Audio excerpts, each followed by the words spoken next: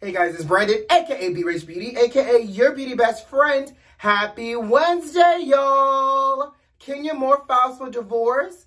Jen Shah has a whole new set of lawyers. And did Kanye West steal somebody's designs? We're talking about that and a lot more. You know what to do. Grab your tea, grab your beverage. Let go!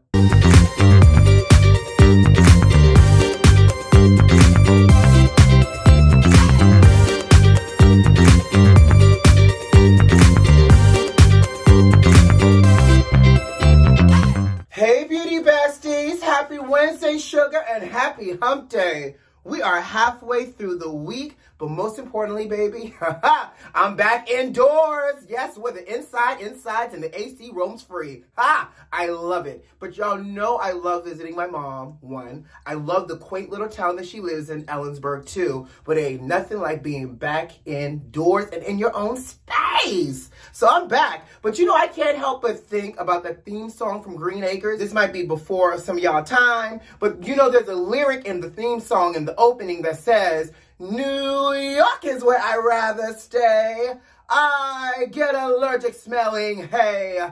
Darling, I love you, but give me Park Avenue. Yeah, that's me, Park Avenue. I'm a city boy in the city where the AC roams. Yes, please. And for those that may not know, Green Acres, it's before my time too, but thank you, Nick at Night, for making me love one of those shows. I think it had Ava Gabor in it. Yes, Ava, one of the Gabors, darling. But yes, honey, darling, I love you, but give me Park Avenue, and we are back. And baby, we have a lot of reality to talk about today. So are y'all ready to jump into the first topic? Let's do it. Y'all remember that festival we spoke about called Lovers and Friends that was taking place in Las Vegas, May 14th of 2022?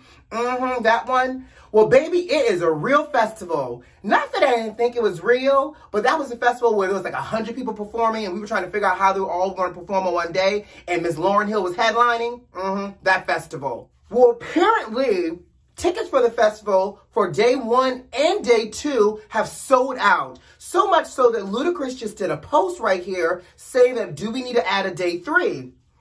First of all, not only did y'all make this announcement that 100 people were performing on May 14th, one day for this Lovers and Friends Festival, not one person told us these tickets were on sale when they made that announcement. That's the first thing. Second of all, did anybody tell Lauryn Hill that there was a second day added and now she needs to show up not only for day 1, but day 2 as well? I'm just saying. Third of all, can somebody please add a third day so that this cousin can go? Because I legit thought this was a dope concert and a dope idea, and I wanted to go to Vegas to see this. And now that I know the first 2 days sold out, can I please get a third day? And can y'all make an announcement of when those third day tickets go on sale, please, for some of us in the back row? Okay. Y'all know I have to ask, what do we plan on doing against this Lambda, Beta, Delta, Omega, Gamma, Alpha, Delta variant that's happening, so that way this time next year, well, May 14th, 15th, and hopefully 16th of next year, we all can go to this festival and not have to worry about all the variants trying to attack us at a festival, child. These are my questions. I have questions. I need them answered, but I need tickets to this Lovers and Friends Festival. But who coming with me? Y'all got to pay your own way unless y'all can get me a ticket. But who coming with me? Let me know in the comments below. Real Housewives of Atlanta star Kenya Moore is finally getting a divorce, honey. She's only been teasing this divorce to us for like the last 3 seasons. So she now announced that she and Mark Daly are getting divorced. Shocking. Shocker. Oh my God, I can't believe it. But you know, honestly, I feel like they've been going through this divorce equally, if not longer, than they've been married. But you know, that's not our business, but it's our business because we're talking about it. But I can't help but think, now that she's officially filed for the divorce and they're now going forward with it, does this mean that they started filming for Real Housewives of Atlanta? Because you know, however they're about to drag out Kenya's divorce is about to be the epicenter of her storyline from episode 1 through the reunion, all 3 parts. So I need to know, have y'all started filming yet? Did y'all already identify the rest of the cast members and who got fired? That's what I need to know, because now that she's announced this, you know filming is going to start sooner or later. And so the details of the divorce is that Kenya is requesting sole and primary custody. And they were saying that at one point, Mark was contesting and wanted joint custody, but then he conceded and decided that Kenya should have primary and sole custody. Mark, what were you about to do? Because you spend most of your time in New York anyways, honey. Why was you trying to have why were you trying to have joint custody? Don't be greedy. But The shade of it all is that they have to split their private and personal property and divide it up equally, including Kenya's Georgia house. Now, if y'all recall correctly, Kenya bought that Georgia house before she met Mark Daly, but I guess that's the rules of marriage, child. They got to split up, and he wants an equitable division of their assets. So that includes the asset of Moore Manor. Now, he also wants Kenya to pay his legal fees. Now, is that just petty? Because if we recall correctly, isn't Mark a successful restaurateur as well? So shouldn't they just all pay their own legal fees? Why does Mark want her to pay his legal fees, except being petty Mark? And what I think is hilarious, and it might just be normal PR fodder, is that Kenya ended her statement by saying, please respect our privacy during this time.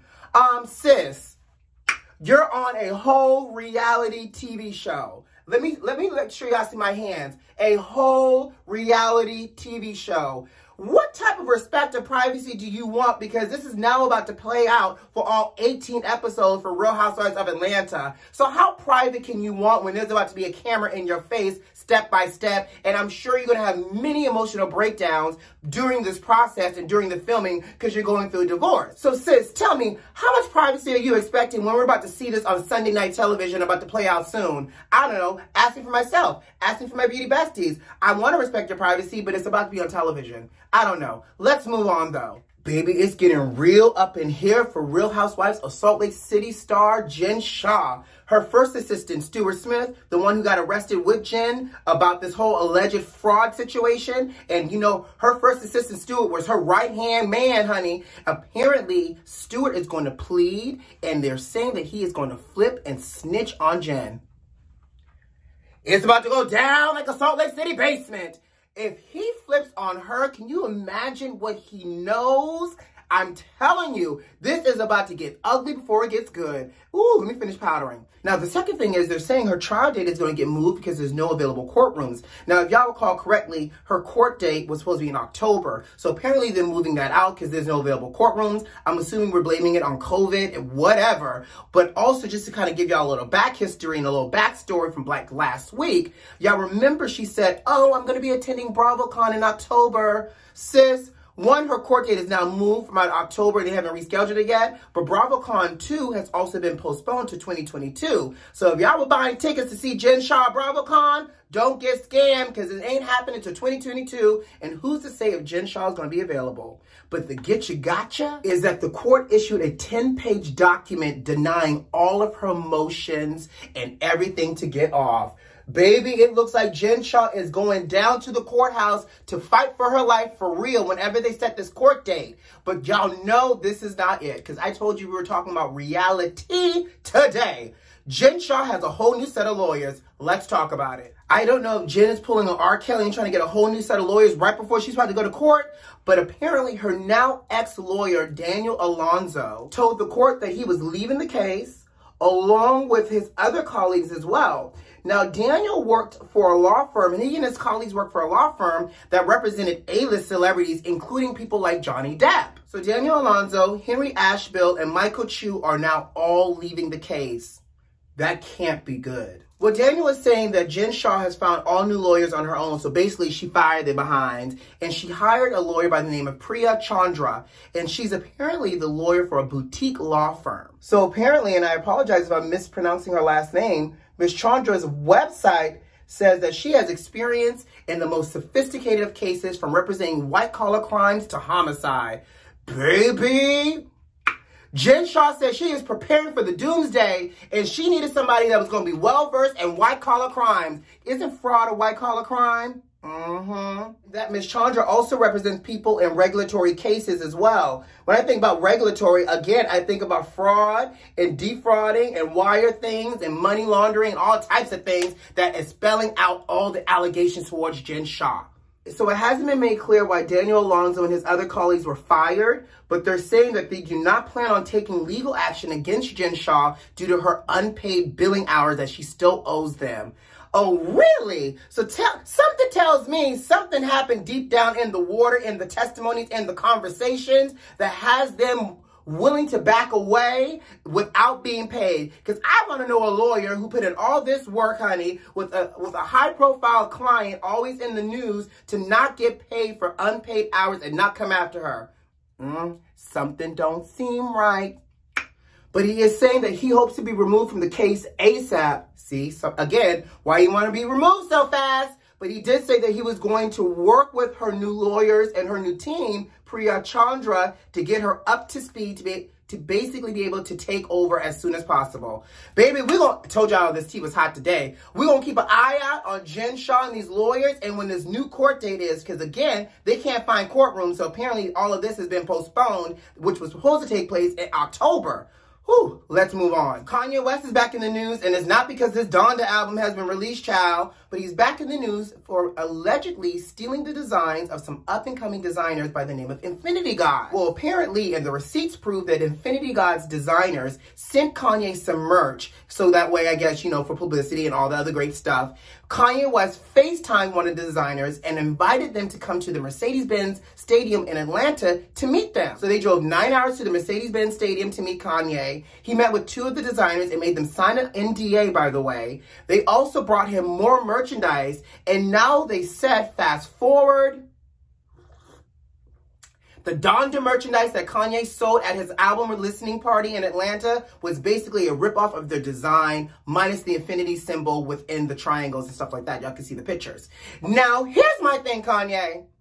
Didn't you sue Walmart for trying to rip off your Yeezys, and now you're allegedly ripping off young and up-and-coming designers? And you know, you gotta love the internet, because the internet is saying that he's taking a page out of the Kardashian handbook. But I feel some kind of way if this is true. And you can't help but look at the evidence here. Look at what Kanye produced for his merch. Look what the Infinity Gods merchandise look like. Y'all don't see no similarities here? Exactly. So Kanye, you're now the pot calling the charcoal black? I say charcoal because that's a dusty move. If you really stole these people's designs, that is a dusty thing to do, child. They're up-and-coming designers. And y'all also remember, word on the curb and across the street is that he still owes his Sunday choir payment. He has this choir unpaid still. So Kanye is moving dirty and dusty in the middle of the night, child, in the broad daylight, in the afternoon high tea, and owes these people money for the Sunday choir, and apparently taking designs from up-and-coming designers. Meanwhile, got the nerve to sue Walmart over his Yeezy designs. Child chicken. Let's move on. Is Nicki Minaj going to host the Real Housewives of Potomac reunion? Well, it looks like Andy might be open to allowing Nicki to be involved at some point, but you know Andy is not going to relinquish his seat, honey. He said, this is my show, and you don't get the entire seat and the entire show, especially since the Housewives of Potomac reunion is literally 3 parts. I don't know if I could take Nicki for all 3 episodes, all 3 parts. Something about her voice. It's just me. But y'all know Nicki did a tweet not too long ago being funny but saying, guess who's hosting the Real Housewives of Potomac reunion? Well, apparently it's grown some legs. Nicki's publicist reached out to her saying that Andy was open to the idea of trying to work her in and said it could be fun to find a moment for her to come out and ask questions. And so she's down for it. Are we down for it? Do we really want to see Nicki Minaj on the Real Housewives of Potomac reunion? And on top of that, Nicki, if you're going to come, girl, you better come with some great questions and don't give me all that Barbie-ish. It's about the girls of the Potomac, not you, okay? But let's see what Andy does, and let's see if we see Nicki for the reunion. And before I get out of here, y'all ready for BET Presents the Encore tonight? Tonight's the finale. I know we didn't talk about reality on Monday, but tonight is going down. The final performance, the album and everything. And the album dropped today, darling. I was listening to it this morning, and it actually sounds good. And they look great on the cover of the album, but there's one person I can't help but notice as missing. Miss I've Been Delivered herself, Pam from Toto. Carlos King. Where's Pamela on the cover of this album? What y'all do to Pam in this 9th hour? And obviously, I guess we have to tune in tonight to figure out what happened to Pam. Because her song, her gospel song is on the album. But why is Pamela nowhere on the cover of this album? Exactly. But I know I'm tuning in tonight. I hope y'all tune in tonight. And I'm going to drop the Spotify link for the album in the description box of this video if y'all want to listen to the album. Because I had to do some searching. It didn't come up automatically when I typed it into Spotify. So I'm going to help y'all out some. But tune in tonight for the series finale of BET The Encore. Because it looks like it's going to be a good show. I need to see how all this comes together. It went from 9 y'all to 4 people on the cover of this album. My. Anyways, I guess that's what makes for great reality TV. And on that note, guys, I got to go. You know what to do. Subscribe to the channel if you like this video if you like, and leave me a comment. Most importantly, check the notifications and make sure they're turned on. Who loves you? I do. See you Friday. Bye.